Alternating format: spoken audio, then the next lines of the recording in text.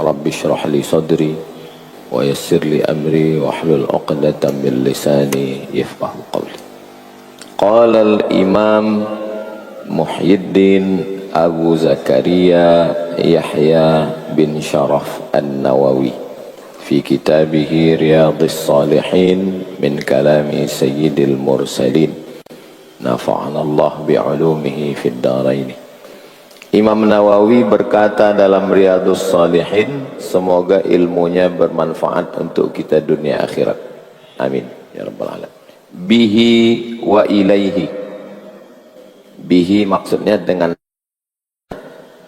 sanad silsilah dari Imam Nawawi sampai ke hadis 450.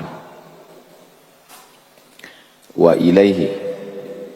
Wa an Abdullah bin Syikhir, dari Abdullah bin Syikhir radhiyallahu anhu, sahabat Nabi. Qala, dia berkata, ataitu Rasulullah sallallahu alaihi wasallam, saya datang menemui Nabi Muhammad sallallahu alaihi wasallam, wa huwa yusalli, Nabi sedang sholat, wali jawfihi, di dalam diri Nabi itu, azizun, terdengar suara bergemuruh macam ka'azizil mirjal, seperti suara periuk mendidih. Bukan kalau mendidih.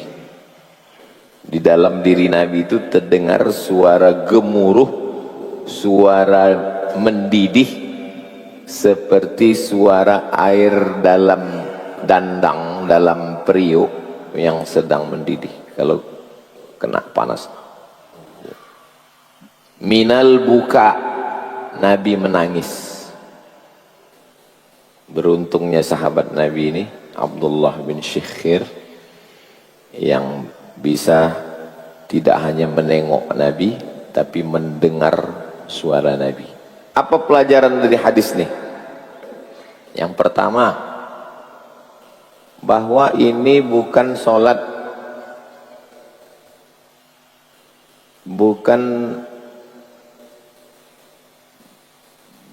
tidak batal sholat orang yang menangis. Ustadz, saya menangis, apakah sholat saya batal? Enggak, karena Nabi menangis. Jadi kalau ada orang menangis sedang sholat, imam Masjidil Haram menangis, kullama nadijat juluduhum baddalna juludan ghairaha liyadhuqul azab. Ketika kulit mereka gosong, terbakar, hitam, baddalna juludan ghairaha, kami ganti dengan kulit yang baru, liyadhuqul azab, supaya mereka merasakan azab. Menangis imam Masjidil Haram, tak batal. Kenapa? Nabi menangis. Kata Nabi, kalau kamu baca Quran, fabku, maka menangislah kamu. Kalau tidak mampu menangis, buat dirimu menangis.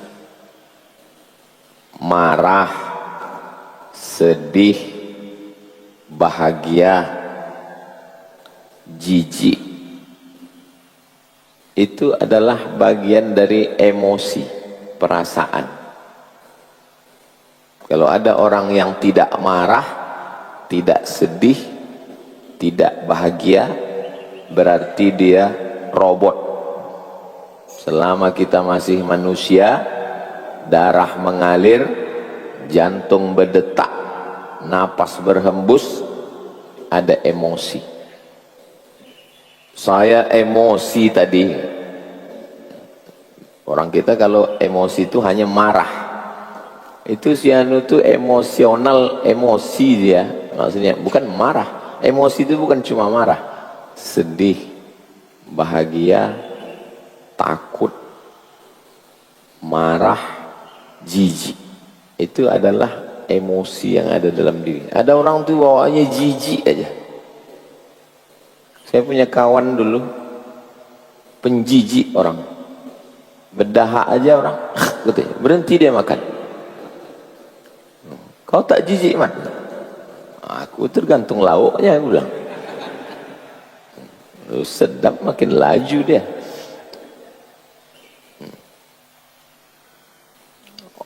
Jijik ini pun ternyata dipengaruhi juga adat istiadat. Kalau tempat kita, kalau orang berdahak itu jijik kita. Kalau sedang makan gini, gitu ya, jijik kita. Tapi kalau orang Mesir biasa aja. Di Mesir tuh kalau kita rame-rame gitu, berdahak deh, gitu deh. Tak apa-apa. Diambilnya tisu, meludah pula dia di tisu. Masuknya kantong. Tak apa-apa. Yang tak boleh itu kalau bersendawa. Kalau begitu tengok gitu semua. Di tempat kita kalau bersendawa tak apa-apa. Cuek aja orang. Tapi kalau gitu, kalau tak percaya, coba apa gini. Gitu. Nah, jadi jijik, marah, sedih, bahagia itu adalah emosi. Salah satunya menangis. Ada orang sedih, ada orang tak, sedikit menangis, nengok sedikit menangis. Ustadz, ya, saya nih Pak Ustadz, sedikit-sedikit menangis. Sedang berdoa, menangis. Sembahyang, menangis. Apa yang sedang saya derita nih Pak Ustadz?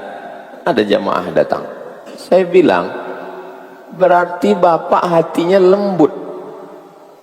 Orang kalau hatinya keras, payah dia menangis. Berarti Bapak hatinya lembut. Oh. Kenapa Bapak bertanya begitu ke saya? Karena kata orang kampung saya ini gila Pak Ustaz. Memang Pak, di zaman banyak orang gila nih, orang waras pun ragu tentang warasnya. Yang tak mau menangis itulah yang gila.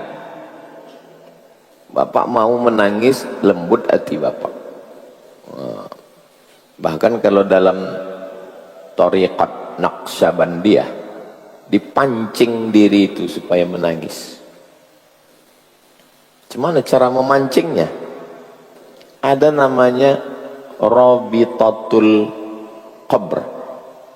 Rabitoh itu mengikatkan hati dengan kubur. Rabitatul Qabr, mengikatkan hati dengan kubur. Jadi dibayangkan, diimajinasikan, berimajinasi, dipejamkan mata, seakan-akan saya sedang sakratul maut. Lalu anak saya Hazik membisikkan ke telinga saya sebelah kanan, La ilaha illallah. Lalu kemudian jasad saya pun terbujur di ruang tamu. Mulailah tamu-tamu berdatangan menengok, membuka penutup wajah. Kita pun terbujur. Lalu kemudian jenazah kita pun dimandikan. Setelah itu jenazah kita pun diantar ke depan untuk dilepas. Anak kita pun bertanya, adakah bapak ibu yang berhutang piutang? Kalau ada hutang orang tua kami maaf. Kalau mau mohon supaya nanti selesai penyelenggaraan jenazah, habis itu kita pun dimasukkan ke liang lahat. Habis itu kita pun ditimbun. Habis itu mereka pun balik semua, tinggallah kita sendiri di dalam. Jadi ternyata itu membantu kita untuk berzikir. Membayangkan diri kita mati di liang lahat. Ada pesantren di Kubang. Saya jalan ke situ, Di samping lapangan bola itu ada lubang. Saya tengok. Saya tanya pimpinannya, "Bang, ya, ini lubang apa ini?" "Ini lubang liang lahat." "Untuk siapa?" "Santri-santri yang nakal-nakal saya masukkan ke liang lahat." Kalau ada suami ibu yang nakal, kirimkan ke situ. Ini masukkannya ke liang lahat. Boleh kita menggali liang lahat untuk kita? Boleh. Ulama salaf melakukan itu. Digalinya liang lahat itu, dikhatamkannya Quran ribuan kali. Karena kalau di masjid udah tak khusyuk lagi. Tapi kalau di liang lahat itu khusyuk dia. Saya gali, tapi lokasinya udah ada di depan mimbar, di depan mihrab nih. Ada kosong, sengaja tidak dicor. Saya bilang nih jangan dicor, pasang paping aja, karena kalau dicor nanti mesti dibuka. Jadi kalau saya meninggal tinggal buka aja paping, gali, masukkan dalam. Kubur di depan masjid ini bagus supaya masjid kita tidak diambil salapi, karena orang tuh nggak mau ngambil masjid yang ada kuburnya. Kalau khawatir bapak ibu masjid bapak diambil, ada kubur. Masjid Ar-Rahman, Masjid Ar-Rahman tuh ada kubur tuh di depan. Makanya orang tuh tak mau sembahyang situ, karena ada kubur. Masjid yang samping awal Bros Panam nih, Al-Fitrah, itu ada kubur di depan. Tak mau dia, kalau ada kubur dia tahu. Masjid Senapelan, Pasar Bawah, itu ada kubur. Samping makam Habib Usman Shahabuddin, Habib yang menikah dengan anak Sultan Siak, namanya Tengku Embung. Sejak itulah sultan-sultan itu bergelar Syarif Qasim, Syarif Hashim, keturunan Nabi Muhammad sallallahu alaihi wasallam. Apa pula orang Melayu keturunan Nabi? Mana ada orang Melayu keturunan Nabi? Maknya Melayu, Tengku Embung. Ayahnya Habib Usman Shahabuddin. Marganya Banahsan, pecahan dari bin Syihab Ba'alawi. Kalau tak tahu aja, jangan menolak. Ini udah tak tahu, tongkau pula. Jadi Nabi itu menangis.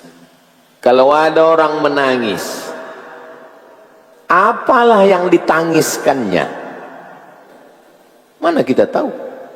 Ada orang menangis, ya Allah, dia menangis. Apalah yang ditangiskannya? Nggak tahu kita. Kita husnuzon aja. Dia menangis itu karena takut kepada Allah. Apakah orang menangis itu karena takut kepada Allah? Tidak. Macam-macam. Ada menangis karena solar naik. Ada menangis karena bini mengamuk. Ada menangis karena gaji 13 belum cair. Jadi motivasi menangis itu bisa karena dunia, bisa karena akhirat. Tapi bab yang sedang kita bahas ini adalah bab khauf, takut. Takut sakaratul maut, takut azab kubur, takut tak ada amal jariah mengalir, takut kalau kau potong tangan saya tak takut. Kalau kau potong kaki saya tak takut. Tapi jangan potong lidah saya. Kenapa? Karena saya takut tak bisa menyebut Allah. Kata siapa itu? Kata Abdurrahman bin Muljam yang menikam Sayyidina Ali. Jadi yang menikam Sayyidina Ali itu bukan orang mabuk. Yang membunuh Ali itu bukan preman. Yang membunuh Sayyidina Ali itu ahli zikir. Kalau kau potong tangan saya tak takut, kata dia. Tapi kalau kau potong lidah saya takut. Kenapa? Saya tak bisa menyebut Allah. Kenapa dia membunuh Sayyidina Ali? Karena dianggapnya Sayyidina Ali, Muawiyah, Amr bin As yang membuat umat ini belaga. Maka ini mesti dibunuh. Sayyidina Ali, Muawiyah, Amr bin As mesti dibunuh. Itulah akar ekstremisme, radikal, teroris, membunuh karena agama. Kalau orang mabuk bisa ditobatkan, preman bisa ditobatkan, tapi orang yang mabuk agama menengok kita ini sebagai musuh, halal darah kita. Saya dulu tak paham, nggak paham saya. Saya sedang isi pengajian di jalan Swakarya, Sukakarya, pokoknya karya-karya lu situ. Jadi pas saya sedang mengajar nih, bersandar dia di tiang, ada tiang di depan saya itu, ada tiang sandar, kakinya selonjoran gini, tangannya begini, kakinya selonjor, kaki selonjor ke arah saya. Lama saya bingung, kok gilo Pak Jago, kenapa dia selonjor? Sekarang baru saya paham, rupanya dia melihat saya sebagai pelaku bid'ah. Pelaku bid'ah itu mesti dimusuhi, wajib dimusuhi. Jadi itulah bentuk permusuhan dia ke saya. Gini kan saya, awak tak tahu, awak sangka dia gilo. Jadi macam-macam motivasi orang memusuhi. Marah, benci, sedih, jijik, bahagia, emosi. Macam mana menstabilkan emosi ini? Ala bidzikrillahi tatmainnul qulub. Dengan banyak berzikir mengingat Allah, hati menjadi tenang. Marah, benci, di sini letaknya. Sedih di sini juga. Dari sini naik dia ke sini. Dari sini baru ke sini. Prosesnya itu dari sini terasa sesak dia dada ini, baru dia naik ke otak. Sudah naik ke otak, kata otak, keluarkan air mata. Kan terasa perih dia, terpaksa.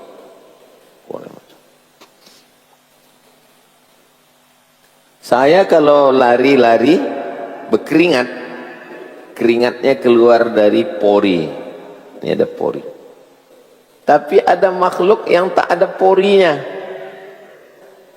Maka kalau dia berkeringat, keringatnya bukan keluar dari kulit, keringatnya keluar dari saluran di sini. Ada saluran air di sini. Jadi kalau dia kenyang atau dia berkeringat, keringatnya keluar dari sini. Namanya buaya. Maka disebut air mata buaya. Kenapa? Kenapa air mata buaya? Karena buaya tak berkeringat. Kalau tak percaya, periksalah buaya itu. Ada tak berpori. Nah, itu maka disebut dia air mata buaya. Karena air matanya itu bukan karena sedih, tapi karena kekenyangan, karena berkeringat. Saya ini orangnya suka penasaran, kenapa air mata buaya? Lidah pun begitu juga, lidah buaya. Rupanya memang tak berlidah buaya. Ada buaya berlidah Pak Ustaz, itu buaya darat. Hai sayang, katanya. Buaya darat itu. Wa huwa yusolli, sedang sholat, wali jawfihi aziz. Mau kadang kita sedang sholat malam itu menangis. Idza sama'u fatarat, langit terbelah. Wa idzal kawakibu tasarat, planet bertabrakan.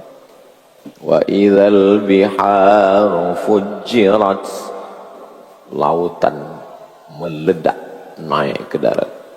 Wa idzal quburu bu'thirat, semua yang dikubur bangkit. Alimat nafsum ma qaddamat wa akharat, barulah orang sadar apa yang akan dibawa menghadap Allah. Ya ayyuhal insanu ma gharraka bi rabbikal karim. Wahai manusia, apa yang membuat engkau tertipu? Tapi kalau kita jadi imam, imam tarawih, imam tahajud, kalau mau menangis tuh, tengok dulu terjemahnya. Ini menangis pas ayat masna wa sulasa wa ruba. Fankihu ma taba lakum minan nisa'i mas. Kata mama, apa lu menangis? Ayat begini gitu. Ya salah-salah menangis saja. Tengok dulu. Ini kan tentang menangis hadis nih. Ustadz kok malah ketawa? Karena kalau saya menangis, berhentilah kita mengaji nih. Itu maka saya pengajian tak pernah menangis. Menangis saya, menangis jamaah. Habis itu orang nonton streaming. Kalau mau menangis sendiri malam-malam menangis. Allah. Tapi bukan saya menyalahkan ustadz yang menangis waktu ceramah. Saya husnuzon, hati dia lembut. Ustadz Luqmanul Hakim, Ustadz Luqman itu menangis.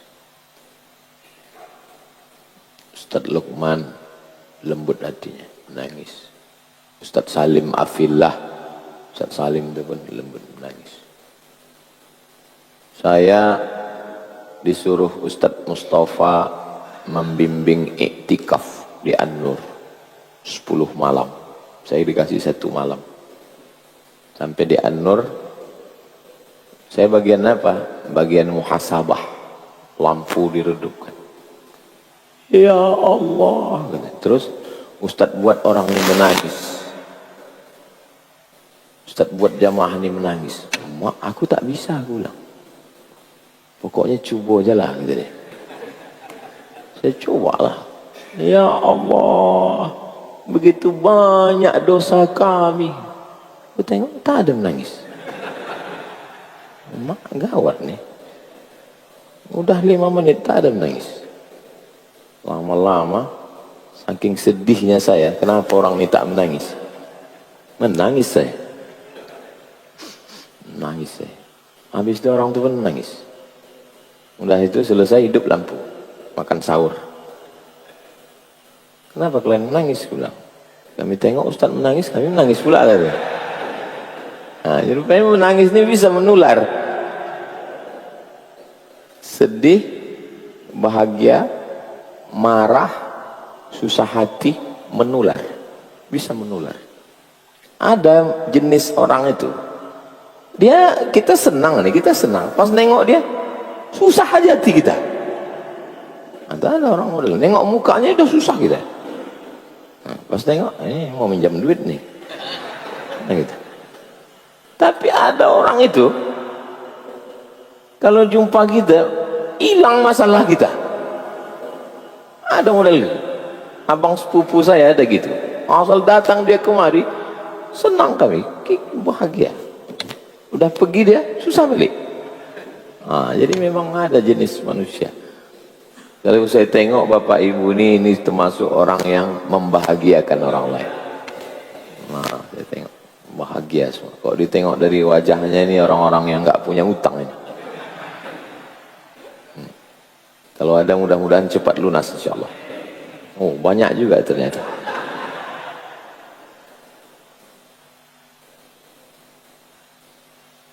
Hadisnya ini sahih Pak Ustadz. Hadisun sahih. Sahih. Di mana bisa kami tengok?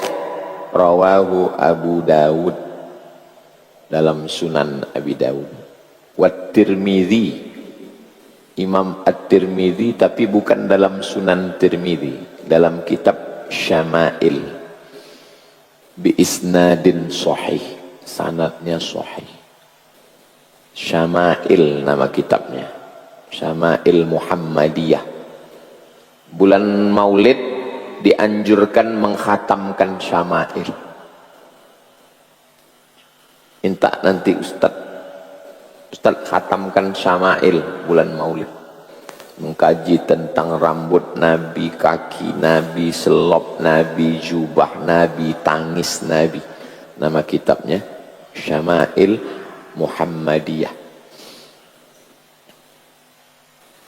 Kami dulu mengkhatamkan kitab Syama'il ini, dibacakan Sayyid Usamah Mansi, murid Sayyid Muhammad Alawi, orang Makkah. Kitab Syama'il namanya. Oke, lanjut. 451. Wa an Anasin, dari Anas bin Malik namanya, radhiyallahu an. Qala, dia berkata, qala Rasulullah sallallahu alaihi wasallam li Ubay bin Ka'ab. Ada sahabat Nabi namanya Ubay. Ubay ini diangkat jadi imam waktu sembayang tarawih dibuat oleh Umar bin Khattab. Quran tertulis di pelepah korma, di tulang onta, di batu-batu, disusun lagi karena berserak-serak. Itu ketuanya namanya Ubay, sekretarisnya namanya Zaid bin Thabit. Ubay ini paling hebat hafalan Quran. Ubay bin Ka'ab namanya.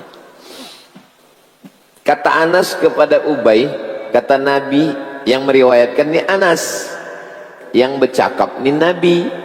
Nabi bercakap kepada Ubay, innallaha amarani an aqra'a alaika. Allah menyuruh aku membacakan ayat ini ke kau. Ayat apa? Lam yakunil ladzina kafaru. Apa bunyinya Ustaz? Lam yakunil ladzina kafaru min ahlil kitab wal musyrikin mufakkina hatta ta'tiyahumul bayyinah. Ubay, ya, Allah menyuruh aku membacakan ayat ini ke kau. Terkejut Ubay. Kata Ubay, samani, Allah menyebut nama aku. Kata Nabi, na'am, Allah menyebut nama kau. Menangis Ubay. Fabaka Ubay.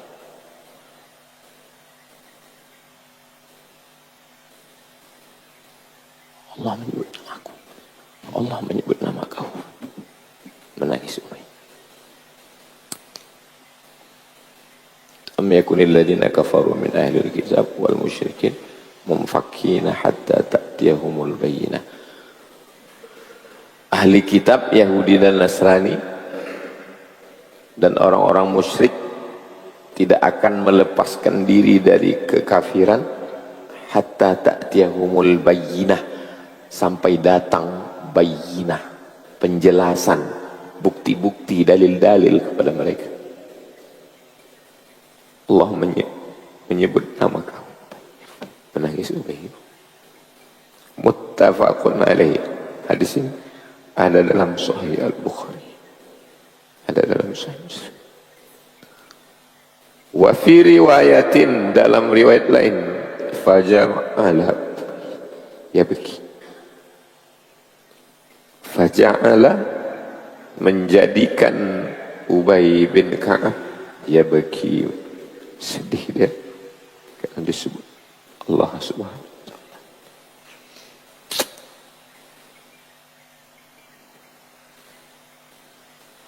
Lam yakunil ladzina kafaru min ahlil kitabi wal musyrikin mumfakkin.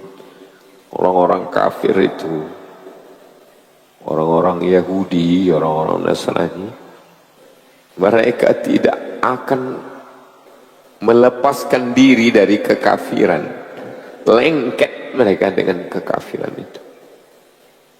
Walaupun sudah datang Nabi, sudah datang, padahal sudah datang Nabi, tetap juga dia tak mau melepaskan diri. Bayangkan kita tak ada jumpa Nabi. Kita bukan orang Arab, kita tidak tinggal di tempat Nabi, tapi kita lembut hati kita untuk mudah-mudahan anak cucu kita semuanya istiqomah dalam iman dan Islam. Walaupun nama kita tak ada disebut-sebut. Faja'ala Ubay yabki, maka Ubay bin Ka'ab pun menangis. Kata Anas bin Malik, Anas bin Malik 10 tahun serumah dengan Nabi.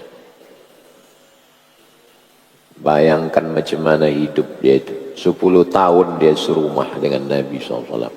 Datang emak dia, menyerahkan dia ke Nabi. Ya Rasulullah, ini anakku namanya Anas bin Malik.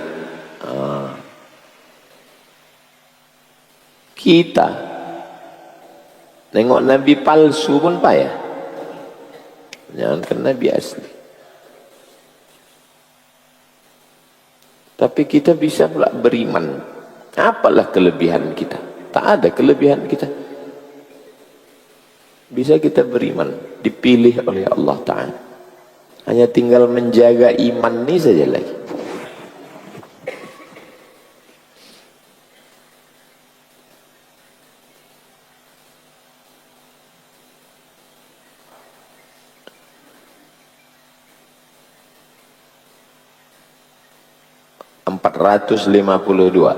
Wa anhu, dari Anas bin Malik, sama yang meriwayatkan sebelumnya. Qala Abu Bakar, Abu Bakar Siddiq berkata li Umar, kepada Umar bin Khattab, ba'da wafati Rasulillah sallallahu alaihi wasallam. Nabi meninggal, datang Abu Bakar bercakap ke Umar, Umar, ya, intalik bina ila Ummi Aiman. Ayo kita ke rumah Ummu Aiman, sepupu Nabi, saudara Nabi. Nazuruha, kita mengunjungi dia. Kama kana Rasulullah SAW yazuruha. Kalau kita punya kawan meninggal dia, kita kunjungi orang yang selalu dikunjunginya. Itu mengobati rindu kita. Mak saya meninggal, ada orang-orang di Pekanbaru nih yang dekat dengan dia. Saya kunjungi rumah. Ayah kau udah meninggal? Udah Pak Ustadz. Udah kau kunjungi orang-orang yang dikunjunginya? Enggak tahu aku Pak Ustadz. Berarti enggak kenal kita sama ayah kita. Siapa aja kawan dia. Mestinya kita belikan kain, kita belikan kue, bawakan ke rumah dia. Begitu cara menyambung tali silaturahim.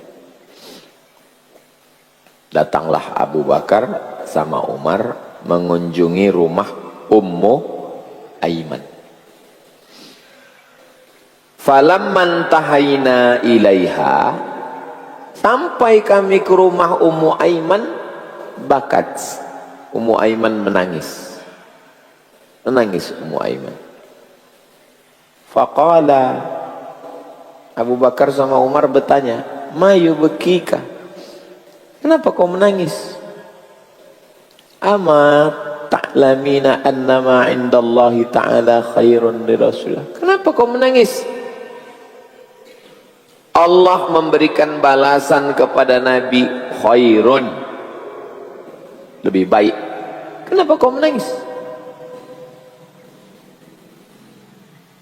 Inilah abki. Aku bukan menangis karena Nabi sudah meninggal.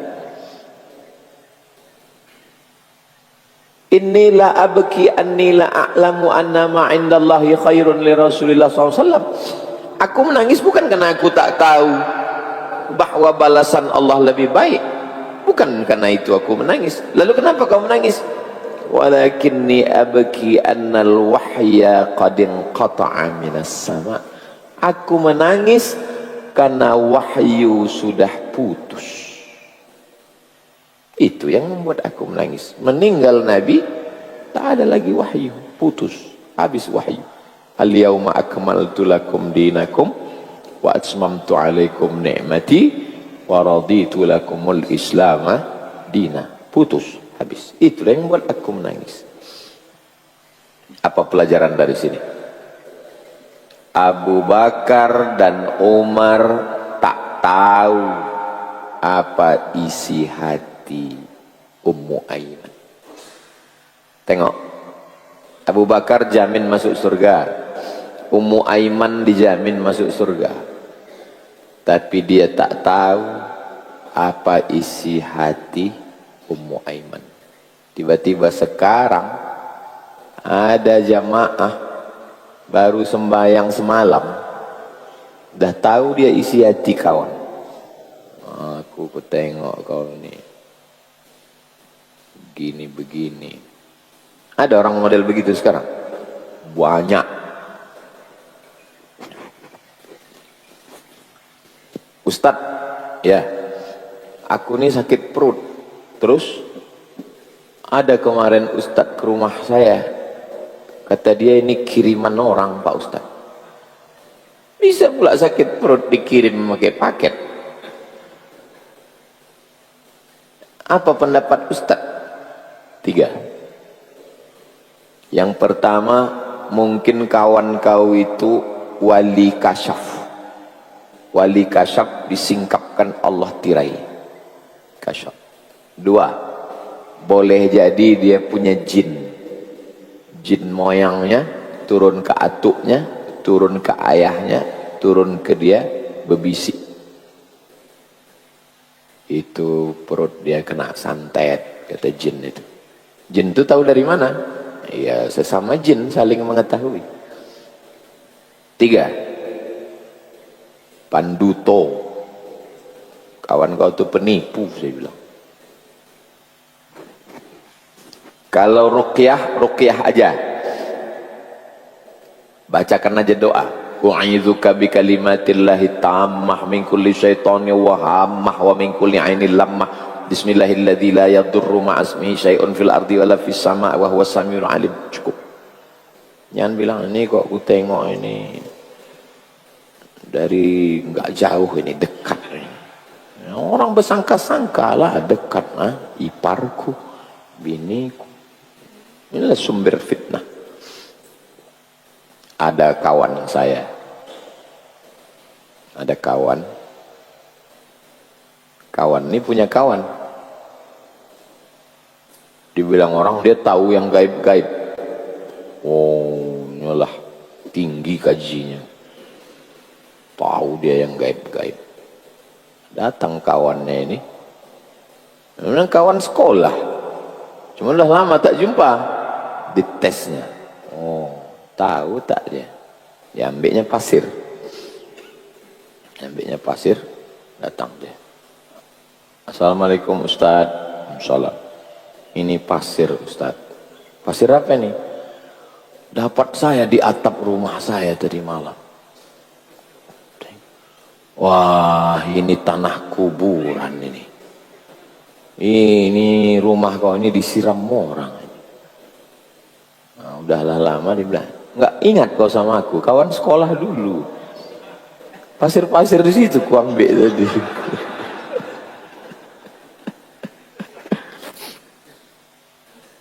Ya nanti kalau ada yang mengaku-ngaku begitu, gitu aja. Aku nih berguru kepada Khidir, aku nih tahu yang gaib. Biarkan aja dia habis cerita, habis itu bilang, kalau memang Waang murid Nabi Khidir, berapa isi ini? Berapa isi ini? Dia bilang, jangan dibiarkan dia, karena kalau dibiarkan dia akan menyesatkan orang banyak. Begitu, begini, begitu, kaji makrifat hantu belawa. Memang betul, berapa ya? Tapi yang tahu ada, bukan berita ada, yang jenis yang wali kasyaf ini ada, yang model wali kasyaf. Saya sama kawan saya dari Medan, kawan saya ini banyak utangnya. Aku suntuk kali lah kumat, utangku banyak, begitu, begini, begitu, begini. Ayolah kita ke tempat Pak Kiai. Ayo, pergilah kami. Sampai ke rumah Kiai, salaman. Saya di belakang, kawan saya di depan. Pas salaman, berbisiklah Kiai itu ke telinga dia. Tapi saya nengok, kalau mau hidup tenang, jangan banyak utang.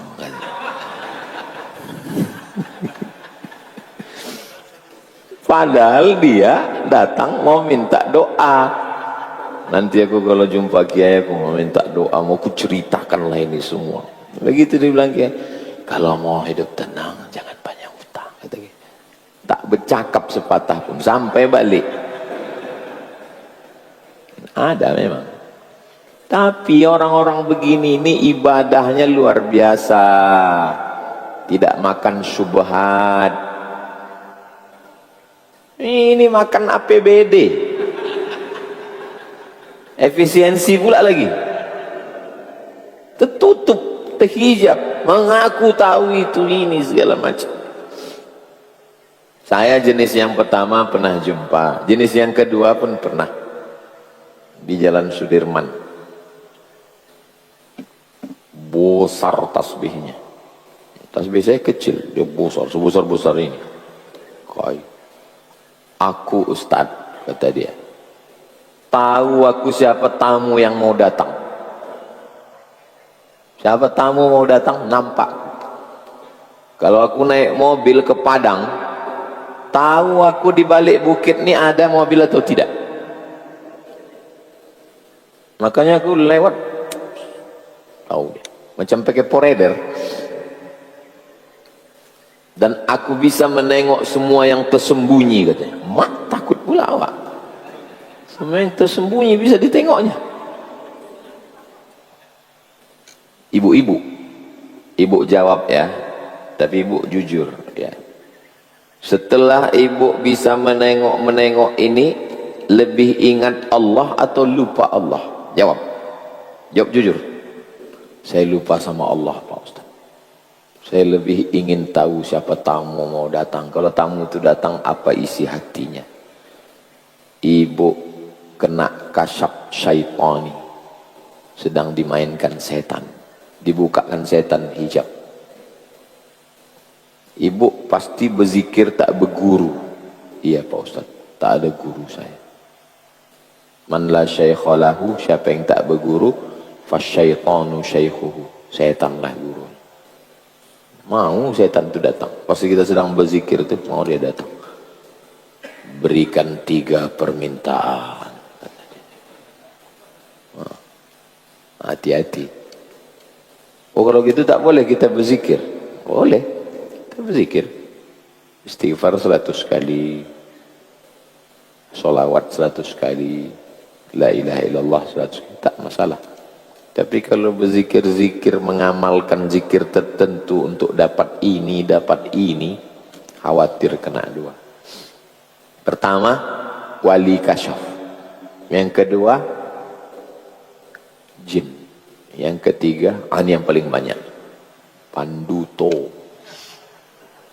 pendusta, penipu, pembohong. Kasihan umat ini. Di Malaysia, di Brunei, panduto ini nggak bisa ngomong karena dia yang ceramah nih mesti dapat izin dari sultan, namanya tauliyah. Saya kalau mau ceramah ke Malaysia, ngirim ijazah, transkrip nilai, keterangan, baru boleh ceramah. Kalau ceramah, tangkap, masuk penjara kalau tidak ada izin. Untuk melindungi masyarakat. Sempat kita ini Makoli ceramah. Kasihan umat ini. Kasihan, terus terang saya kasihan. Tapi gimana lagi? Sultan tak ada. Sultan Syarif Kasim tak ada lagi.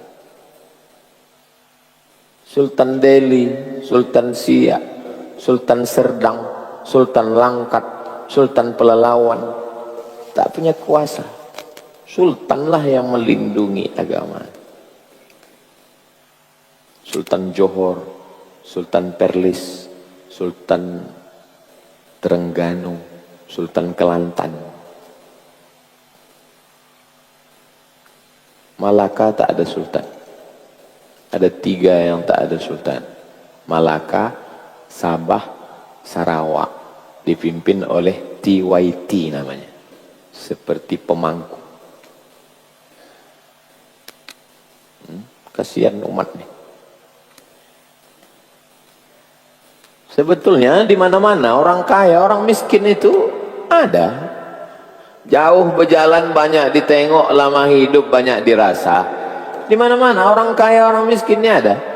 Yang diinginkan masyarakat nih tak banyak, 5. Pertama, jalannya bagus.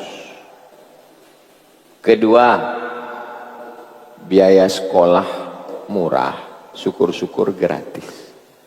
Ketiga, tamat sekolah, lapangan kerja. Keempat, kalau sakit berobat murah, syukur-syukur gratis. Kelima, beragama terjaga. Inilah yang diinginkan masyarakat. Jalan, kolam lele jumbo. Sekolah, mahal. Itu maka dibuka Az-Zahra nih tidak pakai uang bangunan. Ini sekolah di sini tak pakai uang bangunan karena bangunannya wakaf. Lapangan kerja tak ada. Karena tak ada kerja itu maka orang asik berkelahi di medsos. Tak ada kerja. Kalau ada kerja tak sempat deh. Bazar itu kan gara-gara nggak ada kerja itu. Dibayar bazar tuh. Oke, duit. Sakit. Kalau ada orang sakit, tempat kita ini sekarang sakit. Begitu tahu dia biayanya mati langsung. Yang kelima, beragama. Beragama ini mestinya terjaga dari aliran sesat. Ini tak terkawal. Semua boleh bercakap di internet. Nauzubillah. Makanya kata kiai, ada salah satu kiai yang lurus. Ngajilah dengan ulama yang membacakan kitab. Itu salah satu mengunci. Karena kalau TO ini rusak kita dibuatnya. Apa TO nih? Tukang olah. Ya olahnya umat ini. Ngaji akidah dengan Ustaz Al-Nob. Kitabnya Jala'ul Afham. Ngaji zikir dengan Ustaz Zul Ikromi. Kitabnya Al-Azkar. Ngaji hadis subuh Rabu. Riyadhus Shalihin. Yang lain-lain saya tak ingat. Ngaji fikih, hukum-hukum. Baca kitab hadis, tapi hadisnya hadis ahkam. Bulughul Maram min adillatil ahkam. Ngaji. Alhamdulillah di Pekanbaru nih banyak ngaji. Adapun yang entah kemana-mana, ini khawatir kita. Nauzubillah. Aku tidak khawatir balasan Allah untuk Nabi Muhammad. Yang ku khawatirkan qadin qata'a minas sama, putus wahyu dengan meninggalnya Nabi. Fahayyajat huma alal buka,